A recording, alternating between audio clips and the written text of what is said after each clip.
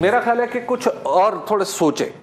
अब वजीर आजम का नाम हो सकता है नवाज शरीफ, ठीक है, वो हो सकता है शहबाज शरीफ, वो हो सकता है मरियम नवाज। क्या हम समझे वो कि वजीर आजम के वो दौड़ में शामिल हैं? चलिए हम अभी नाम लिखते हैं, फिर हम इनको निकालते हैं। हम बिलावल भुट्टो, बिल्कुल ठीक है जी। जरदारी साहब, व्हाई नॉट? मुझे एक दफा सलमान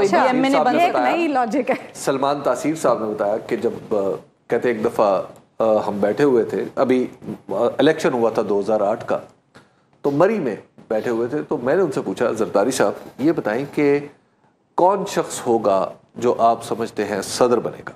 तो कहते मैंने उनके सामने मुख्तलिफ नाम लेके खुद ही तज्जिया पेश करना शुरू कर दिया। तो जरदारी साहब ने सारी गुफ्तगू सुनी और उसके बाद कहा कि मी लिटिल ऑल। तो उसके बाद वो सलमान तासीर बताते कहते मुझे ऐसे लगा कि सब चीज़ों ने एक दफ़ा अपनी जगह बदली है और ज़मीन मेरे पाँव से सरकी है। तो मैंने कहा, कहते मैं पूरा नाम भी उनका नहीं ले सका। तो कहते उसके बाद वो उन्होंने कुर्सी से आराम से उठे और उठ के चले गए। एंड कुछ दिन बाद जो है वो जरदारी साहब जो थे वो सदर बन गए। और ये बड़ा झटका था खुद नवाज शरीफ साहब के लिए भी। आपको याद होगा कि नवाज शरीफ साहब को बड़ा एक अफसोस हुआ कि आसिफ अली जरदारी साहब कि उन्होंने इस तरह आउट मैन्यूवर किया था। तो क्या आसिफ अली जरदारी साहब को भी डाल? क्यों नहीं, बिल्कुल आसिफ अली जरदारी पॉसिबिलिटी हो सकती है। अच्छा, अब इसमें और कौन हो सकता है? ये जो आजाद लोग हैं, ऐन मुमकिन है इनका भी तो कोई कैंडिडेट हो सकता है।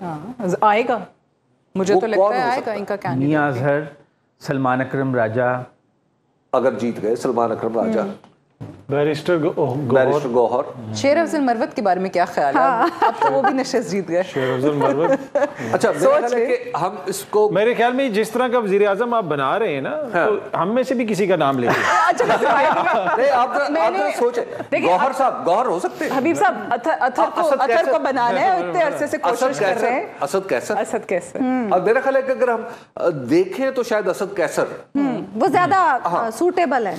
असद कैसर भी हो सकते हैं। स्पीकर का तजर्बा भी है, स्पीकर का मामला बेहतर भी कर सकते हैं। अच्छा, और काफी कुछ हो सकता है। और हम गौहर साहब को भी इसमें डाल दें तो हमारे पास वजारत उज़्मा के कैंडिडेट आते हैं 3 और 4, 7 लोग हैं कुल। अगर एमकेएम ने मांग ली, उन्होंने कहा जी हमें कुछ दफा मांगना तो जैसे अभी हुस्न कलम का अतर को बना दे। उन्होंने वो केयर टेकर से शुरू हुए। अतर ने पहले चाहा मैं केयर टेकर सेटअप का हिस्सा बनूं, इनकार हो गया। फिर चाहा कि मुझे कोई आजाद में शामिल कर दें, वो भी नहीं हो सके। अब अगली ख्वाहिश है कि इनको वजीर आजम बना दें। हबीब साहब का सेटअप है आखिरी ये। अच्छा, तो इसमें फिर मैं आपका नाम की बजाय अपना नाम अगर मैं नहीं बना दे।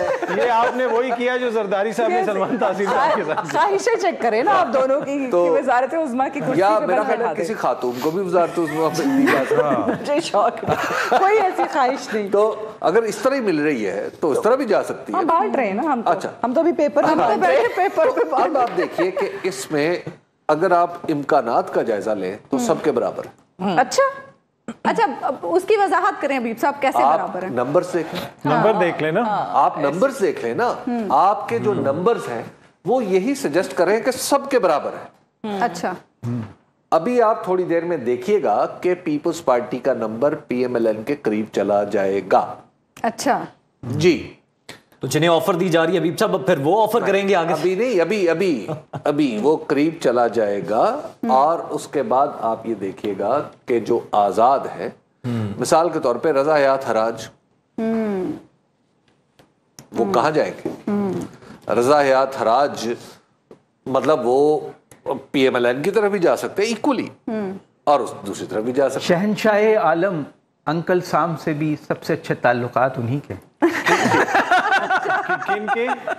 शहनशाह आलम नहीं, किन के ताल्लुकात? पीपल्स पार्टी वाले। पीपल्स पार्टी। यस, तो ये अब आप जरा तसव्वुर कीजिए कि हम एक ऐसी जगह पे हैं जहां पे हमें इलेक्शन के बाद भी अपने वजीर आजम का नहीं पता। बिलावल जो बैरूनी दौरे करते रहे, वो मतलब उसको भी हम मद्देनजर ये रखें। सूरत हाल हमें 2008 में दरपेश थी। हमें 2013 में पता था हमारा वजीर आजम कौन है, हमें 2018 में पता था, और लेकिन उस वक्त आसिफ अली जरदारी साहब मौजूद थे। तो हमें पता था कि जरदारी साहब जिसको नॉमिनेट करेंगे या खुद आ जाएंगे। तो अब जो है, अब हमें यह भी नहीं पता कि कौन वजीर आजम की नॉमिनेशन की हैसियत रखता है। सरप्राइज है ये। तो लिहाजा अब आपने एक ऐसी जगह, ऐसे मैदान में कदम रख दिया है जहां ऐन मुमकिन है कि कहीं बारूदी सुरंग लगी है। अच्छा जी, अच्छा, चले आपने ये तो कह दिया हमें नहीं पता। हम आप सबसे एक राय ले लेते हैं या काइंड ऑफ प्रिडिक्शन आप कह लें कि आपको क्या लगता है, आपको क्या लगता है अभी साहब? अगर आप मुझसे पूछें जी, मैं ये समझता हूं कि इस वक्त जो पोजीशन है वो आजाद प्लस पीपल्स पार्टी 100%। मेरे ख्याल में ये वो है कि जिसमें नंबर फौरन पूरा हो जाएगा। अच्छा, आप देखिए ना, वजीर आज़म कौन होगा फिर? आजाद और पीपल्स पार्टी मिला ले तो मेरा ख्याल एग्जैक्ट 150 बन जाते हैं, 150 बन जाते हैं, आराम हाँ, 150 कंफर्टेबल। तो फिर वजीर आज़म कौन है? तो वजीर आजम बिलावल भी हो सकता है और बिलावल साहब भी हो सकते हैं, या इनमें से इस दूसरे ग्रोह में से भी कोई एक हो सकता है। यहाँ से सवाल शुरू हो जाएंगे डिफरेंट। आप 25 करोड़ लोगों के नुमाइंदे हैं। हाँ, बिल्कुल बिल्कुल। 25 करोड़ लोगों का ये मुल्क है, दुनिया का 5वां बड़ा मुल्क है और इसके पास न्यूक्लियर ताकत है।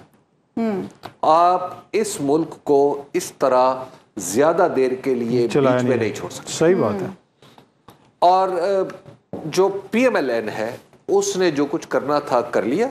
पीएमएलएन का मुझे लगता है कि उसे अपने डैमेज कंट्रोल पे तवज्जो देनी चाहिए, उसे अपनी नई क़यादत पे तवज्जो देनी चाहिए, उससे पंजाब और मेरा ख्याल है कि पीएमएलएन जो सबसे अच्छा काम पाकिस्तान के लिए कर सकती है वो हुकूमत में ना आके कर सकती। अच्छा, क्योंकि इस तरह आप बाकायदा तौर पे लोगों को गुस्सा चढ़ाएंगे। यानी इस सिचुएशन में पंजाब में भी पीएमएलएन नहीं होगी, ये उनकी होगी तो ऑपोजिशन में ये तो हमारी विशफुल थिंकिंग है ना। अच्छा, और उनके सामने, नवाज शरीफ साहब के सामने और उनके रफका के सामने कोई इससे बेहतर प्लान हो सकता है।